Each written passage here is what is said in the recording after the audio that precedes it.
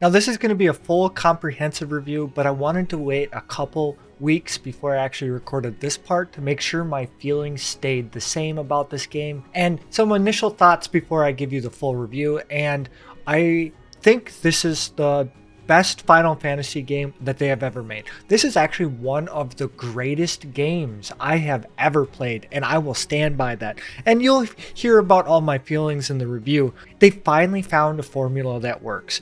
There's so much variety to this game. It's so much fun. I'm at well over 160 hours of this game, and it's the only game I want to play right now. And this is even after critiquing it and trying to find everything that's wrong with the game. I don't want to put it down. I'm not bored of it. I'm not burnt out of it. And I think that goes to the extent of what they put into this game. I think it's a very... I don't know how to sum it up other than this is one of the best games that has ever been made. And with that out of the way, buckle up. Aye, aye.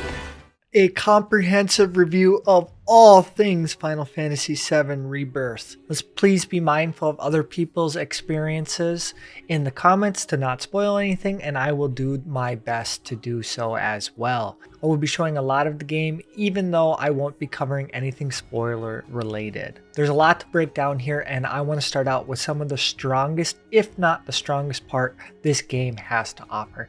And that includes the characters and the voice acting. The main story has about 14 hours of cutscenes, and there are many more hours of cutscenes if you include all of the side content, and they are beautifully done. During this time, every single character that you come across is brought to life in a way that I have never experienced in a game before. These characters mean a lot to many people around the world, and they need to be treated as such, and they were treated as such. They feel real.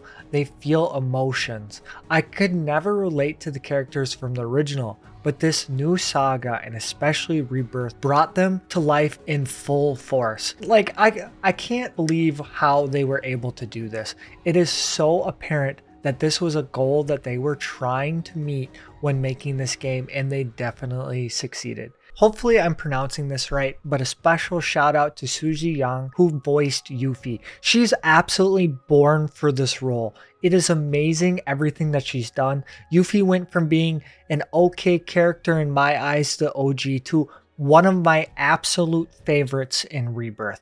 Even Elena, who plays a lesser role in the game overall, is amazingly done as well. These are just two instances. I mean, Britt Baron did a wonderful job with Tifa. Tifa is even more elegant than she ever was in Remake. And that's not even a diss on anything that was Remake. That's more of a compliment to how well Rebirth was done. Everyone is on their A game and their best performances. Even new characters you never even had the opportunity to meet before. Just they play in such a big impact, and they are all portrayed in such a good way. And this cast absolutely knocked it out of the park. This couldn't have been done without the graphics and the cinematics. Graphically, I think this is the best looking console game that I have ever played. While playing on graphics mode for well over 100 hours, I only ran into a few instances of the game crashing or bugging out. I love the approach that they took with this game as well. They chose to focus on the parts that matter most. Cool. And when I say this, I want to say they mattered the most to me, rather than focusing on things such as clothes being wet after you jump into water. They focused on things such as the cutscenes and the environment and the small little details. And these are the things that I think are slightly more important than, your clothes feeling wet after you take a bath. There are a few moments where running around where characters do look sort of blurry, and some might see that as a negative. I personally don't care, but I do understand that graphics is a very important part to people, and I want it to be known that some of these may be seen as issues. This is something I hope they look at in the release of the next iteration or in future patches, but overall, I was very pleased with the graphics of this game. It's apparent to me that they've really cared about the little things that go the extra mile, such as the body language and the little details, and the things that actually make the viewing experience a little bit better. I feel like I have to talk about the RPG elements before I can talk about any other topic, and there are some notable improvements. The party system is a simpler way to upgrade than before, even though the UI isn't the greatest. The party system allows for the purchasing of synergy abilities and synergy skills, and I'll cover that shortly. But this also allows for me to upgrade each character's kits and allow them to play to their strengths, and every single person has their own strength and playstyle. These are my favorite additions. And then additionally to the synergy skills, each character gets an added elemental skill, which gives them the ability to use any elemental damage as long as they have purchased the skill without the need for materia, which I think is a wonderful addition from Remake. The easy to use systems also carry over to the new weapon system, which is much simpler than Remake. There's no trees to upgrading, and it's much more of a section that now allows you to pick what you really want to focus on. As you upgrade your weapon level, you just get to pick the skills that you want. You don't have to worry about anything else other than the skills, or if you really want, you can just have the game automatically sort it for you and you never have to worry about it. The materia system really didn't see any changes from Remake, with the exception of a few materia are now abilities that each character can unlock. One possible example of this is Refocus. It is now tied to a synergy skill rather than a materia use slot. If anything, I would have to say maybe the materia system received a nerf from Remake, even though you were able to equip more materia per slot, but it doesn't feel like it had as big of an impact in my playthrough of Rebirth as it does in Remake. One thing I would like to note is this game could really benefit from a materia loadout system, and I'll speak on this more in a negative when I group them all together. But there's a consistent need to switch out materia between characters as you switch between groups, and it does get tiring after a while. And finally, it wouldn't be a true RPG without a crafting system. Rebirth added the addition of crafting, and it really doesn't have a huge impact on the game, but it's there nonetheless. You can upgrade accessories that if you spend the time getting the resources along the way, you can get some nice items that if you really want, you can just buy, but the ability to be able to craft some of these things and get some of these upgrades is nice. Some of the best items in the game are tied to crafting, even though there are some deep side quests that go along with it. So if you're looking to complete everything the game that it has to offer, you will have to explore this crafting system. It's pretty simple. You get XP every single time you craft a single item, and then you have to craft every single item in order to get maxed out. The materials that you come along are plenty, and you get them from just naturally walking around the open world or defeating enemies, so it isn't really too much of a chore to have to go out of your way to collect these things. I don't think it has the biggest impact, but it is a nice addition to have, and I'm glad it's there. Gameplays wise, it's a lot like Remake, but it does have the huge addition of the synergy system, and this is actually some of my favorite parts of the combat that the game has to offer. It's like a mini limit break, each of which gives you a boost and changes the way you can approach the battle, and sometimes is enough to change the tide. There's also the addition of Yuffie and Cat Sith, so there's more ways to play than there were before. I absolutely adore Yuffie and her playstyle, and she was one of the most fun characters I had while playing the game. I want to note that Vincent and Sid are in the game, but they are not playable, but I am looking forward to being able to play them for the final iteration of the game.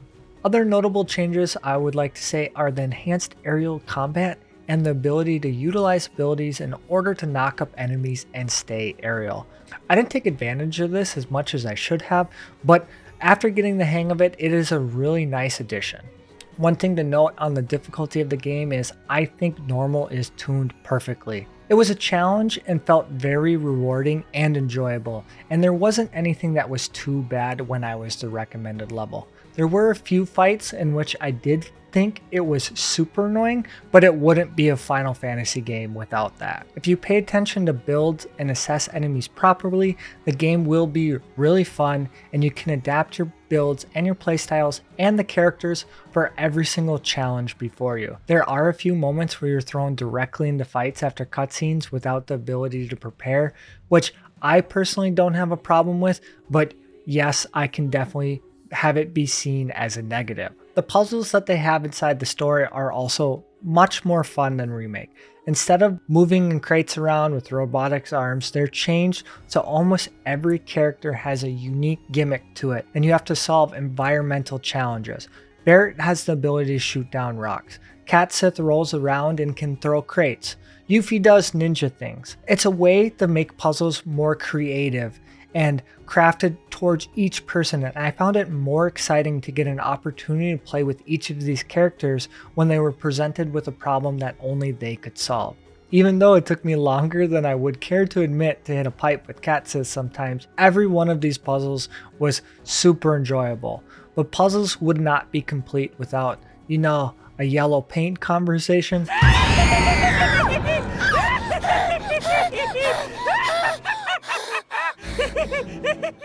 To me, personally, I don't really care.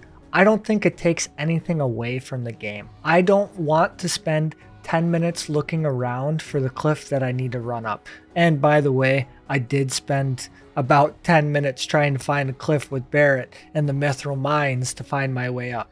I think progressing the game and playing the game and having the combat and the gameplay that they worked so hard on and made these characters so fun to play is the enjoyable part of the game, and not necessarily exploring the area to try to find a path forward. Gameplay is an important part, but I want to say it wouldn't be complete without the open world, and I'm actually going to refer to this as a linear open world game. I want to say this because it is everything that you want in an open world game, but when you're doing the story, you are almost stuck in this linear section, and you're not allowed to get distracted by everything that the open world has to offer. These two aspects are interweaved perfectly, so I don't really think they take away from one another. You can fully roam around when you want, and they give you plenty of time to do so. But when it's time to do the story, it's time to do the story. But you don't have to fret.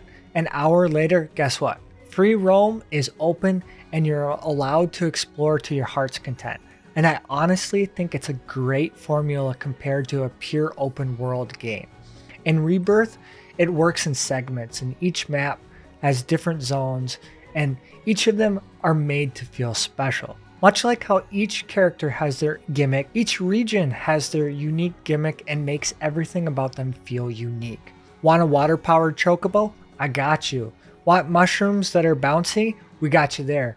And it adds just so much more variety than just this open world game where, hey, you go to A to B and you can get distracted by everything along the way. And I really hope this ideology moves forward to the final game. But this open world, especially Gangala, has some of the best music that I have experienced in a long time. And it's super refreshing to have it looping. There are moments in the game where I'm going to sit down and work and I actually just turn on my PlayStation and just have the Gangala theme going in the background. Now, I know open world was an addition to this game, but I wasn't expecting it to be as phenomenal as it was. Usually when I see open world quest, I think of these very generic things such as collecting all the feathers or towers or get the information about the map. And Rebirth does this, but it's so much more interesting than that. Now there are towers, life springs, high value enemies, proto-relic quest lines, and summons as the main open world quest. And each of these expand the worlds in one way or another, giving you either lore or the ability to get information or unlock summons or work towards unlocking materia. Now I haven't found open world activities fun in a while, but I found these super enjoyable and I actually wanted to do them. It wasn't a chore. And if that wasn't enough for you, these challenges unlock some of the best materia in the game from Chadley. Some of these things are tied to some of the most useful and best materia in the game, and it really makes these activities worthwhile for you in one way or another. I'm personally not a huge fan of the summons being unlocked this way, and I think it could be more exciting than just going to a shrine and then getting it from Chadley, but that's my personal take. Regardless of this, they are interesting. They don't feel like a checklist item that you have to hit. The Proto-Relic quest line is just as exciting as the main storyline. It's probably one of the best, if not the best, open world activity. They're instruments of world building and not just things to do. Each one has a story tied along with it. Most of them are tied into some sort of mini game and give you valuable lore bits and story bits and the backstory. For example, the backstory of Avalanche. And after you complete all of the proto relics, a new set of challenges appear, but I won't be covering that in great detail. That is something you should experience on your own, and I implore you, if you do any of the quest lines or the side story quest lines, you should do the proto relic quest line. And I can't stress this enough. These open world activities, I wanted to do them. I didn't just I dread doing this because I want to see all these maps. I actually wanted to do all of these activities. Now I need to cover it in some sort of way just because all open world games have them, and that is fast travel. It works well enough. Every single area that you've explored you can basically fast travel to, and some areas like the Golden Saucer have their own fast travel systems within them. If you're looking to get the best experience though, Chocobo is the way to go, and you get the bonus of getting to hear Yuffie sing.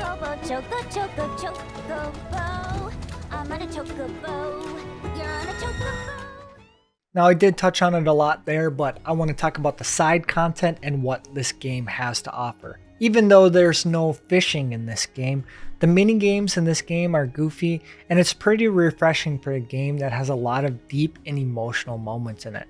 Rebirth builds a lot of the side content that Remake has and adds so much more. Costa del Sol has Rocket League with Red, and some target shooting games with a lot of different variations. Do you want to play Fall Guys? Guess what? We have Fall Guys, but the twist is, you're a frog. Want to play Galactica? The Golden Saucer has you covered.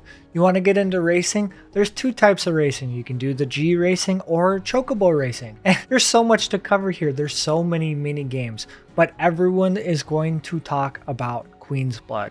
Queen's Blood, as far as I'm aware, is a new card game, and naturally I'm going to be pretty bad at it, but that doesn't take away from the fact that it has its own rank system within the game. That's how good it is. Also, everyone wants there to be a standalone game, and with all the fan feedback, it might become a standalone game. So maybe in your experience, learn how to play Queen's Blood.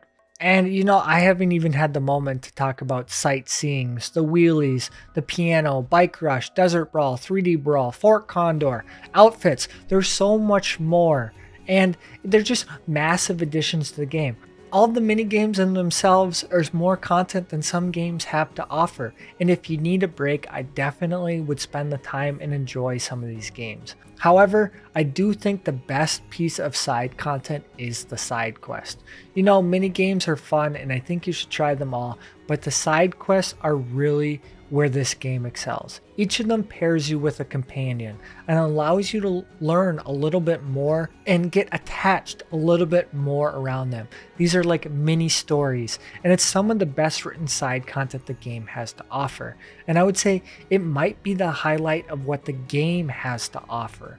And additionally to being well written, this is tied to the affinity system, which allows you to grow your relationships with each and every one of the characters and get a deeper understanding of them. And if all that's your cup of tea, you can do the unique challenge, which is do it all on hard mode. And for some of the old school Final Fantasy fans of, oh my god, how am I going to do this? And some of these boss fights feel unfair.